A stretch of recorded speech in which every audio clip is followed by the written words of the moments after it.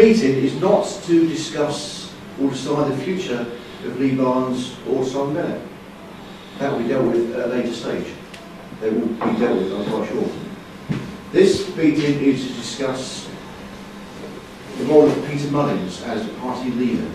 Is he fit to hold office?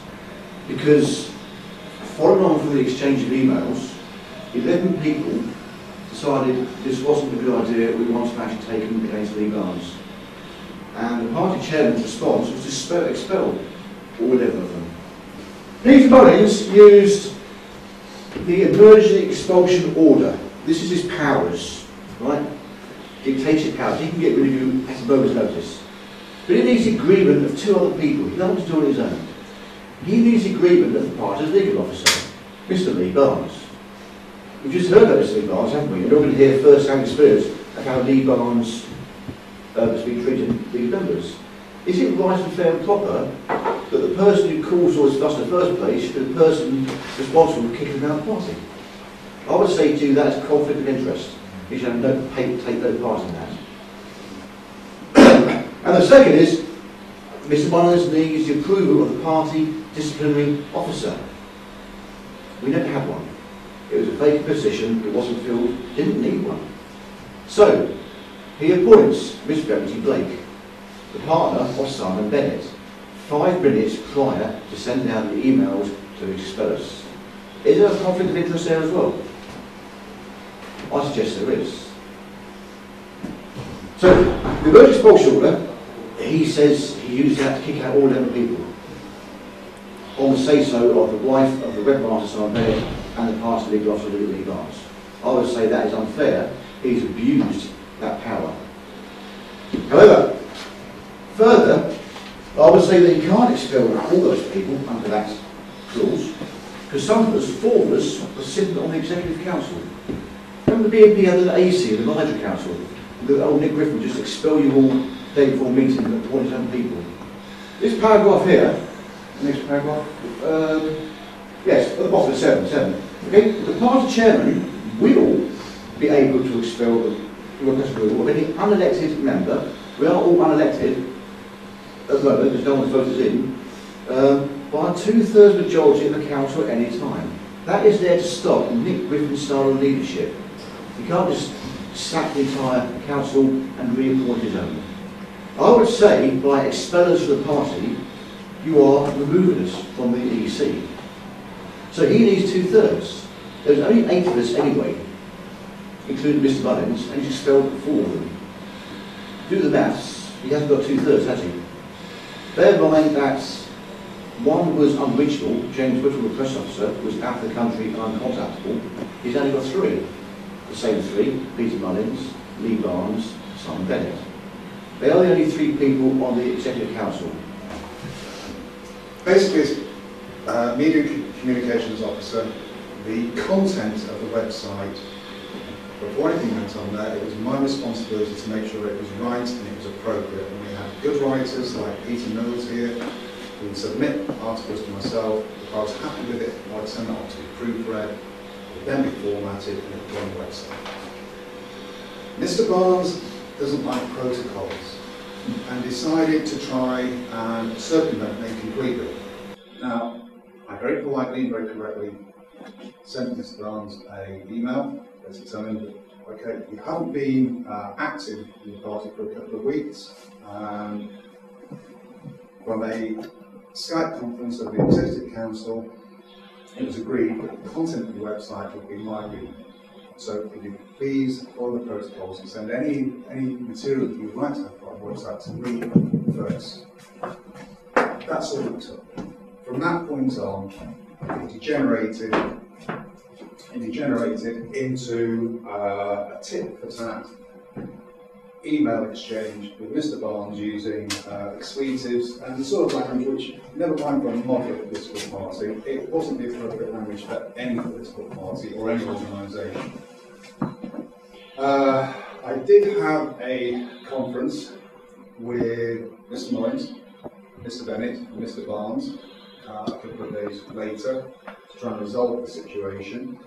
And although Mr. Barnes' attitude was the same, At the end of that conference, he finally did agree that I had control of the website content.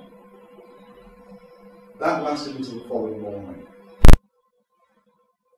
The following morning, I discovered when I get up, put on my computer, poor old Peter here has been abused, Roger Bennett's been abused, when a number of party officers have all had rather unpleasant emails from Lee Barnes saying this is the way things are going to be done.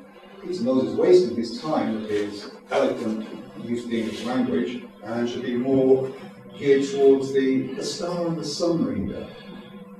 Now, I think that's a bit of elitist, to say the least. But anyway, this is my part of the story. Everybody was united in the fact that we were not prepared to be treated with such disrespect and disregard by one member of the party. So we did the right and the appropriate thing. We spoke to Mr. Mullins as the party chairman and said, we're not happy with this, we need some action taken. Action was taken. We're all beaten out. Simple as that. Lee Barnes, who had been expelled from the BNP by Nick Griffin, joined the Freedom Party as a normal member. Mr. Barnes can only accurately be described as an extremist in comparison to the founding ideals of British freedom. By the end of the year, his postings as a reader of the website were growing in number, and his extremist views were becoming more apparent to me. However, in the spirit of democracy, I ignored this. He's entitled to his opinions. I then began, out of the blue, to receive emails from Mr. Barnes in which he took it upon himself to instruct me how I ought to be writing for the website. Please understand, these were not merely suggestions or requests. I welcome them. These were outright orders and bordering on rudeness. I wish everyone present to form their own judgment of what I say. So, here is a typical example of the kind of email I was receiving from Mr. Lee Barnes, whom I had never even met. I quote, "Instead of writing an article on something for the website that will vanish into the memory hole within a week, how about spending some time and effort undertaking some depth financial research and financial policy development relating to ways that we as a party can offer alternative options to raising interest rates as a response. That way we appear cutting edge and innovative. Formulate some ideas based on what the public are experiencing economically, and drafting up some ideas as to how we can get the public to support our party. Think long term for a change, rather than just writing transient articles that would be read by a handful of people that then vanish forever into the black hole of the internet." Unquote. That was the first correspondence I have ever received in my life from this gentleman. This is just a sample of the emails I began to receive, containing Mr. Barnes' instructions to me on how I should write articles. When I complained about this unasked for, rude and arrogant bombardment of orders from somebody I did not know, this produced a response which I considered entirely objectionable. Here is a typical example of these, and again, I quote, with apologies for the language. "Don't send me any more of your rubbish, you insignificant, pathetic, non-entity fool. Now fuck off and don't bother me again." Unquote. When I emailed various members of the party executive committee regarding this outrage, I learned that they, too, had received emails from Mr. Barnes of a similar nature. I also learned, to my surprise, that Lee Barnes had been appointed to the position of legal advisor and policy coordinator on the executive committee by the party chairman, Mr. Peter Mullins, without any vote being taken. Along the way, I received yet more emails from Mr. Barnes, such as this pleasant one. I quote, "Here is a lesson you need to learn, little man. And you best learn it fucking fast. Never let your mouth write a cheque that your fists can't cash. One day someone may demand a settling of accounts. Now fuck off and don't bother me again, you jumped up little prat." Unquote. Here's another from this charming gentleman. I quote, "One thing I really hate are keyboard warriors who like to give it large on the internet but who have no guts when it comes to facing the man they are attacking. At some point, Peter, you will come face to face with me. And at that point, you will realise that you made a big mistake, opening your big mouth to me in the way you have done." Unquote. Well, I'm sure somebody will realise they made a mistake.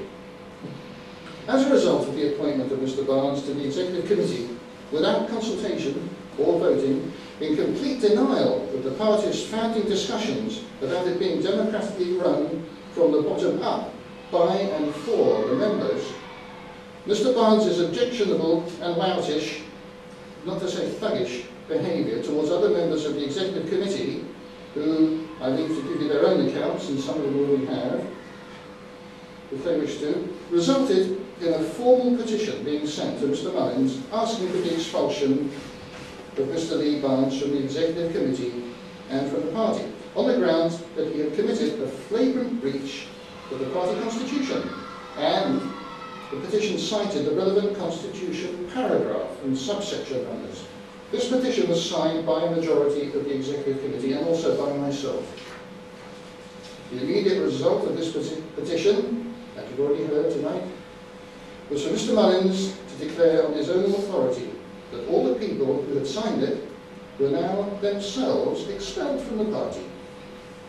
This was followed by another email communication from him stating that he would reverse this action on the sole condition that everyone who signed the petition must reverse their views, except Mr. Lee Barnes, unelected, as a member of the Executive Committee and as party legal advisor and policy coordinator, and in essence, sit down, shut up and behave only according to his command.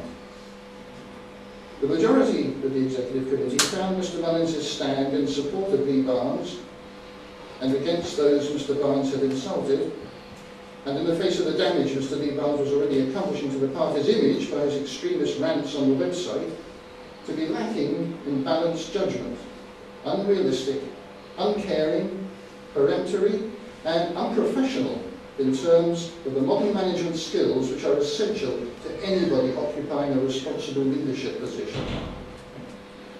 It can readily be seen from Mr. Mullins' actions and from the changed style of the website articles and increasingly extremist party policies they are now including, that under the control of Mr. Mullins and his unelected protege, Mr. Barnes, British freedom is now turning into what we are trying to move away from. Just another version of the BNP. And I've done it in bold. Lee said to me in an email, "But when we meet, I will impress upon you that I do not take such language from anyone. I am not threatening you, John. I do not need to. You will find that I do not need to threaten people to get them to listen to me. You will apologise to me when you meet me for one reason and one reason only. You will realise that as soon as you set eyes on me that you made a very, very bad mistake to speak to me in such a way. I command respect from people in two ways. First, intellectually, and secondly, because most people realise that being abusive to a man who is 6'2", 21 stone and built like a barn door is a very, very silly thing to do." Now, I took that as a threat. Okay.